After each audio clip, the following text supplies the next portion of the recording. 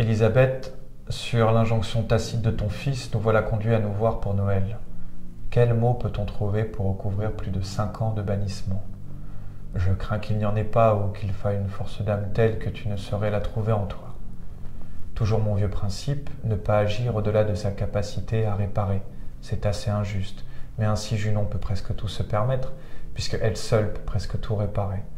D'autres peuvent peu, sinon se laisser pardonner.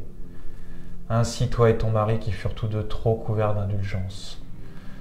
Mais la démesure, la folie, la violence de cette nouvelle structure familiale ont atteint des limites que je n'imaginais pas.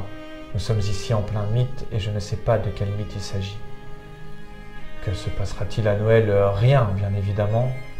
Mais peut-être le malaise une fois énoncé, il nous sera plus facile pour nous de l'endurer et de se cacher derrière une douce chape d'ennui. Je connais peu de gens qui furent autant haïs que moi et à chaque fois je m'en étonne. Pourtant j'imagine que d'une manière ou d'une autre je dois bien le désirer. Alignant les mots avec mon stylo, je m'amuse en songeant que cette lettre semble tout droit sortie d'une parodie de Kafka. Elle ferait un bon début de nouvelle. C'est comme si toutes ces tentatives d'assassinat mental et social avaient eu pour but de me transformer en personnage et de transmuer ma vie en roman. Pendant 4 ans, voir mes parents dans des cafés à Paris parce que ma présence puait sans que je ne sache jamais pourquoi. Être toléré chez mon frère cadet, navré comme un prisonnier en cavale.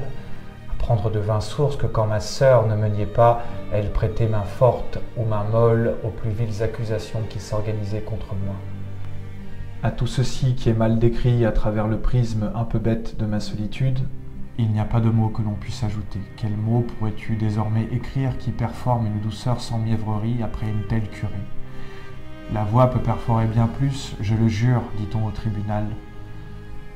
Ce dernier paragraphe, un peu confus pour te dire que j'ai bien conscience que ce courrier n'appelle pas de réponse, tu n'en trouverais pas les mots, et de cela je ne t'en veux pas.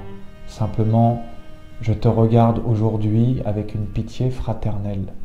Ô sœur imprudente, tu as grandement offensé ton sang, et comme une petite fille devant un vase cassé, tu ne sauras le recoller. Ce n'était pas ta faute, ni celle du vase, c'était un jeu idiot qui a mal tourné.